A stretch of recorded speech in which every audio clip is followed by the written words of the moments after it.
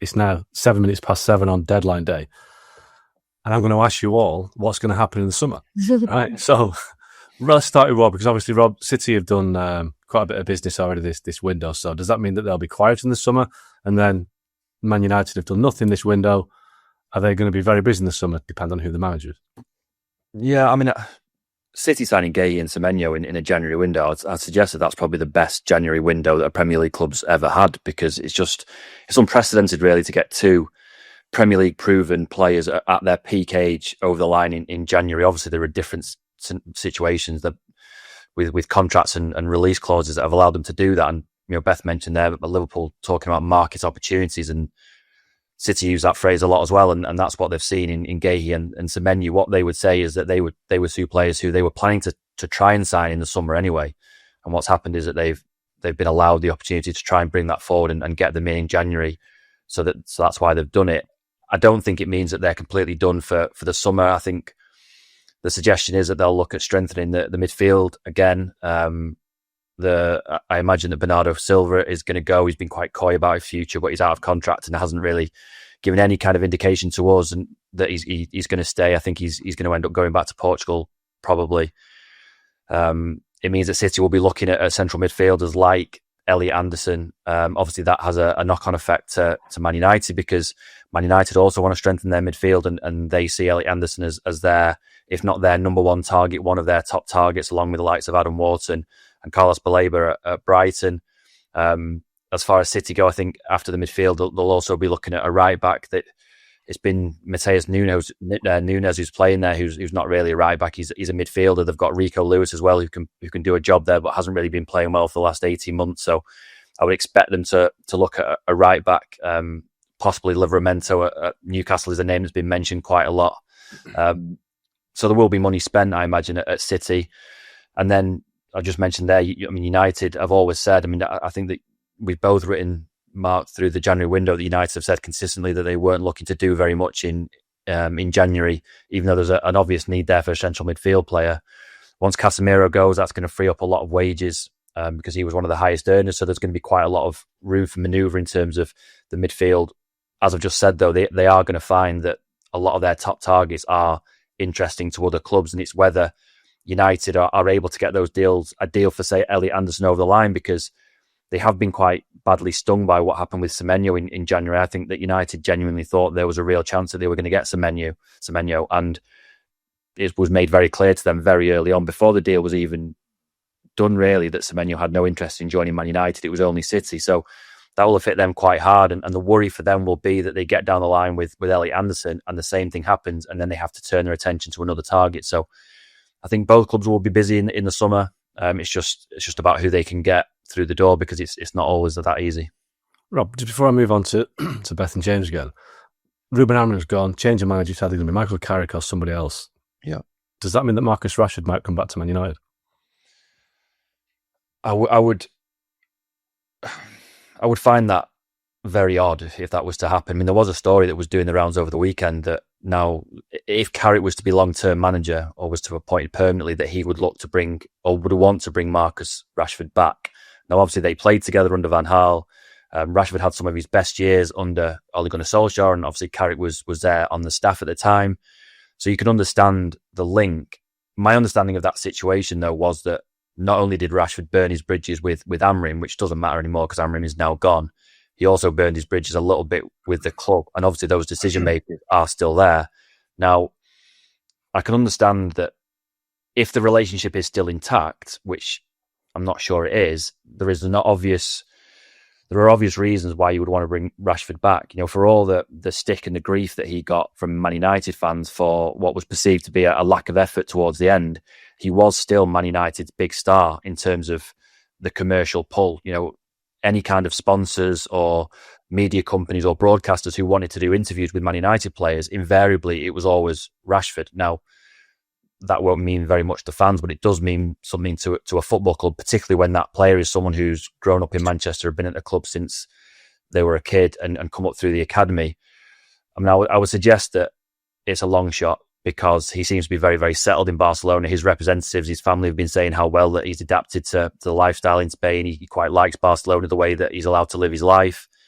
He's not as much under the spotlight as he was at United, which he's quite enjoyed. So I think all the signs point towards him staying at Barcelona. But if Carrick was to get that job, you can understand why there are stories circulating that he may want to go to the hierarchy and say, "What's the situation?"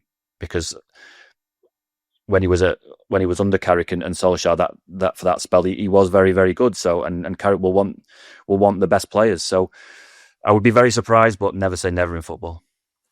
Beth, a similar one that's impossible to answer right now, but Mo Salah, staying or going this summer?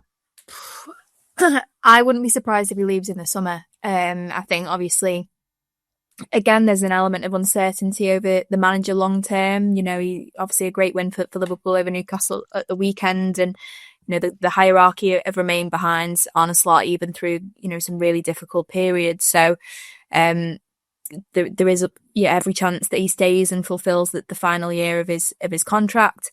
But with Xabi Alonso being available, I'm sure there'll be plenty of chat about the manager. So that will impact transfer dealings. And with Mo Salah, it will depend whether, say that if a new manager did come in, would he feel like he would be maybe valued a little bit more than he feels he's been this season?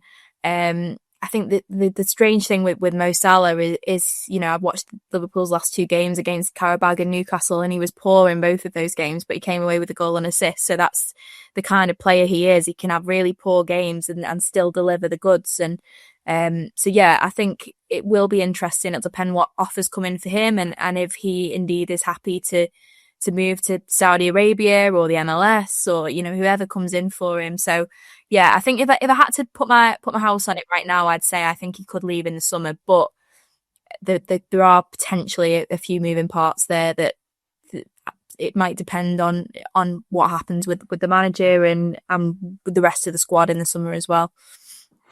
So, James, obviously Arsenal haven't been particularly busy this window. Did a lot of signings in the summer. Have they got enough to get over the line? They've got a 6-point lead now. So have they got enough, or should they have done a bit more business? I think that they have got enough. I mean, they do lose a lot with Merino being injured. He can obviously play as one of the 2-8s, but he's been arguably a more consistent, effective centre forward than Victor Gyökeres has.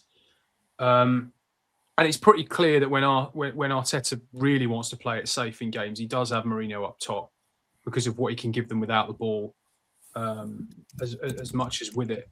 But I think with Kai Havertz coming back and Gyökeres showing a few flashes of form, I think Havertz is the key. I think if Havertz was still out for a long time, or they had concerns about his durability in the second half of the season, to play consistently, then you'd probably think maybe they should go in and do one more. But I think because the other thing, of course, is if they'd gone late here and sort of panic bought or panic loaned, you are risking upsetting a squad that is really well balanced, is united, and is driven and determined by their goal to win trophies. And and also, I mean, Mikel Arteta's talking on Friday about how he wants increased squad sizes because he's worried that he's got to leave too many players out every week. Well, if he adds another player into that mix and Merino comes back before the end of the season, as our colleagues in Spain believe he will, then you're only creating yourself more of a problem further down the line. I think if Merino was starting every single week and was absolutely, if this had been Gabriel or Saliba or Declan Rice or Zubimendi, one of the really key players in their team, then I think you could make a stronger case for it. But I think because Merino's just a bit of a level below that, I think whatever happens from here, if they don't win the league, it won't be because they missed out on signing somebody to replace Merino in January.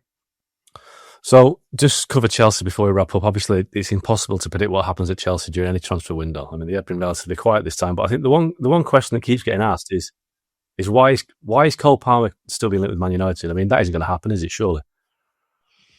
Well, I think the genesis of that is that he has never quite settled in London. I don't think there's any secret of that. I think, and Rob will probably know this better than I do, but I think he goes home. Is it Wythenshawe he's from? He goes home to Manchester quite a lot, doesn't he? Yeah. And he's not. I don't think he's unhappy at Chelsea, but I don't think it's his spiritual home. Let's put it that way. But what we've never seen with Chelsea and these long contracts that they give out to players is how easy it is for a player to try and get out of it. And that would be what would have to happen. Chelsea have no interest in selling Cole Palmer. He's the poster boy for the Bowley Clearlake era. They feel he's the best player they've got in the team.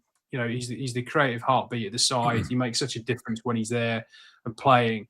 And they want him, you know, to grow and develop into what they hope will be, you know, become one of the best players in the world. They want that to happen at Stamford Bridge. Now, you know, a lot of these long contracts, we're sort of talking about why would players commit themselves to that? Well, you know, the idea is that you grow together as a team, you sign these kids when they're 18, 19, 20, 21, and you incentivize these contracts. And, you know, Cole Palmer was somebody who was on a very modest wage, actually, when he joined Chelsea, but his appearances and his goals and his assists triggered automatic contract renewals that bumped his money up quite heavily. So he's very well paid at Chelsea now. He's not one of the guys who's on one of those long-term contracts having to trigger that sort of further down the line. So you wouldn't have thought money would be a factor. And because of the length of the deal, I don't have it in front of me, but I think he's 31, 32, something like that. You know, so you're talking about an awfully long contract that he would have to try and extricate himself from. And is it even possible for a player to do that? It would have to be Isak times 10. You know, he'd have to go on strike. He'd have to refuse to train, tell the club he's never going to play for them again. And even then they might not allow it to happen. So it's difficult to see it, but I think the route is spiritually he probably wants to be back in Manchester. I mean, this is one, like you said, the contract situation is so long. The fee that it would cost United would be, I'd imagine, beyond United. But I guess this would be the acid test of Chelsea's owners, whether they see themselves as a football club that wants to build a team or a corporation that just wants to profit on players and, you know, buying for 40 million, selling for 80 million, whatever. But I guess that's impossible to predict. But Rob, do you see a scenario whereby Bruno Fernandes may leave Man United this summer and the replacement is Cole Palmer, or is it just too fanciful in terms of the fee? I'm sure that he would certainly be on the list, and it is possible that Fernandes leaves. United are kind of saying that they've been a bit firmer this time than they were last time. Last time it was kind of it's up to him. This time they're sort of saying we really want him to stay, but that doesn't mean that he will. They think that he's going to have a lot of offers, so it is possible that Bruno leaves at the end of the season. If that were to happen, and you were looking for someone to fill that number 10 role, Cole Palmer would have to be on that list, however fanciful it may be, because James is right. You know, United are well informed about his situation at Chelsea. They know that he's a boyhood Man United fan. They know that he's not particularly settled in London. He does come up to Manchester a lot to see friends and family. I think James is right. I don't think that it's that he's unhappy at Chelsea. It's more just he prefers spending his time in Manchester because that's where his friends and family are. And so United are well aware of that and could sort of play on that a little bit.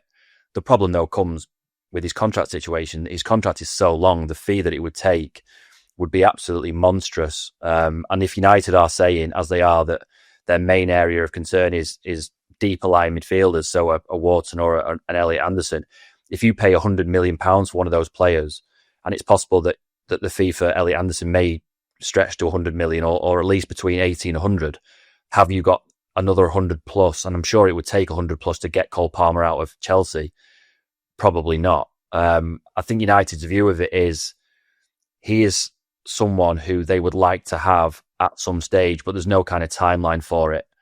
Obviously things would change if Palmer made it clear to Chelsea that he wanted to leave, because that would put them immediately on the back foot, and I'm sure that United would try to take advantage of that. But you're talking about a load of, I mean, how many, I've said if about 20 times in the last 2 minutes, so that tells you where it's at. But I'm sure United's recruitment department are looking at him as someone who could join them at some stage in the future. Whether it happens or not this summer, I'd be very, very surprised.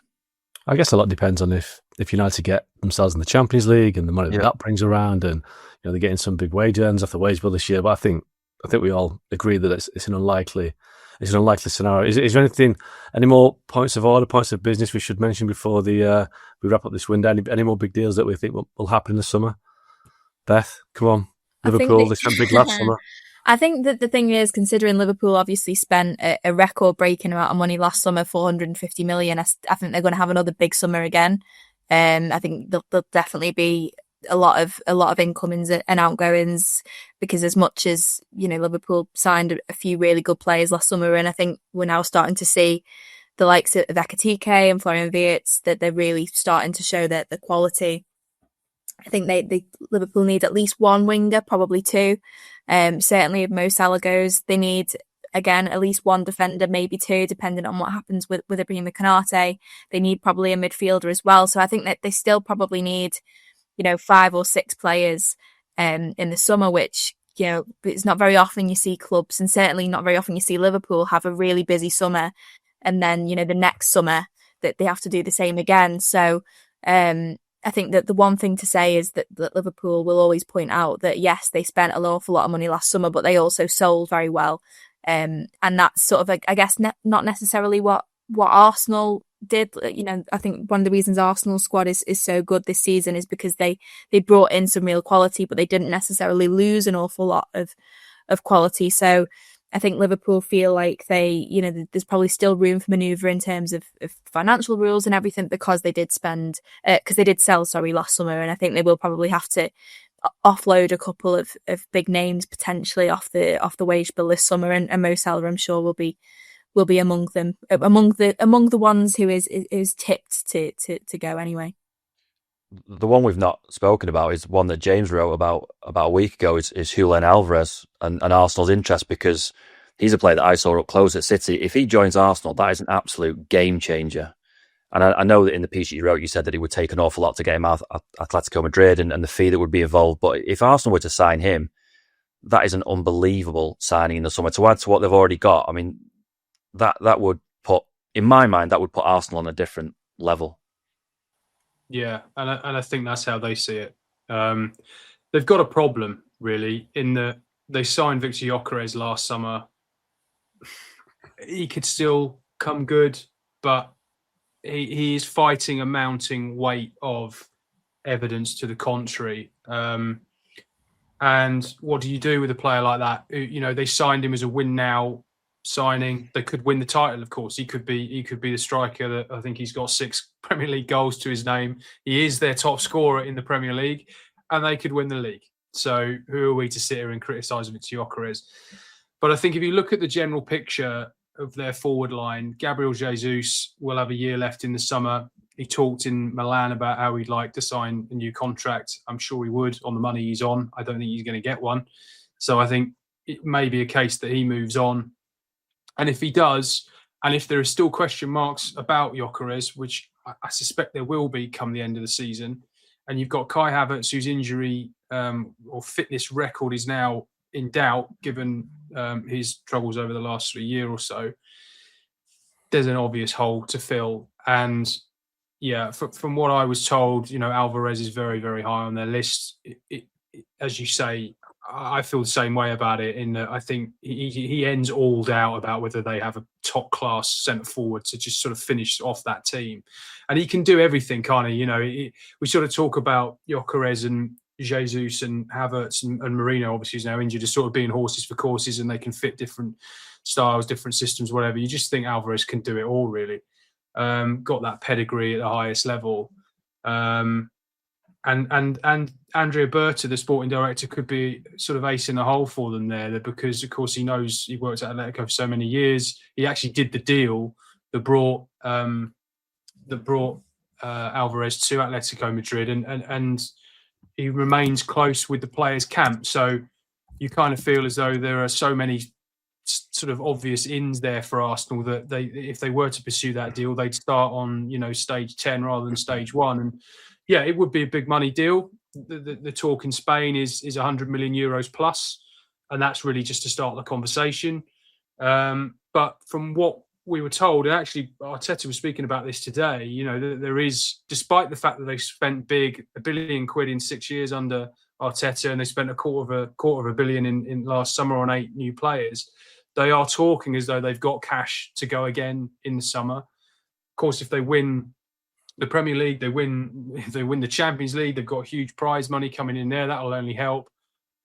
I think it's a deal that they would like to do. I think Arda Güler at Real Madrid is another one that they are very keen on. And this is the kind of level that they're looking at now. And this is what they feel Berta can give them. I think these players in the past, they would have been a little bit, I know they did Declan Rice, but I feel that was a little bit different because he was at West Ham. I think in the past, they'd have looked at these top young players, or Alvarez is a little bit older, but these top players at top European clubs and maybe thought, I'm not sure whether we can necessarily get these players out. You know, you think about some of the talent that they brought in, they're not buying at the absolute peak level. You know, Odegaard obviously was somebody who came in who had a checkered reputation. You know, Saliba they brought in from France, Gabriel. They're not players they've signed from really top class. Even Zubimendi from Real Sociedad. You know, you're not talking about Europe's elite clubs that they're signing from. But I think that's what they see as Berta, somebody who can give them that. And obviously Alvarez would fall into that category. I still think if Arsenal are in a race with Liverpool, Man City, Chelsea, they still come fourth, even if they win the league. I think they have to still convince a lot of players that they are the big club, that the big superpower that they're trying to be. I still think that the other clubs have got more appeal, but you know, we'll wait and see. Yeah, but if they win the title, I mean, wages they can offer. They're prepared to offer top wages now. That's the other thing that Arsenal weren't always sort of willing to do. And if they are, you know, champions of England, maybe I don't think they'll win the Champions League, but if they are champions of Europe, with that squad and the talent they have and the opportunity they have to build and develop together, it's a good age, that group. They're going to stay together for a while, you'd think. It's an appealing proposition.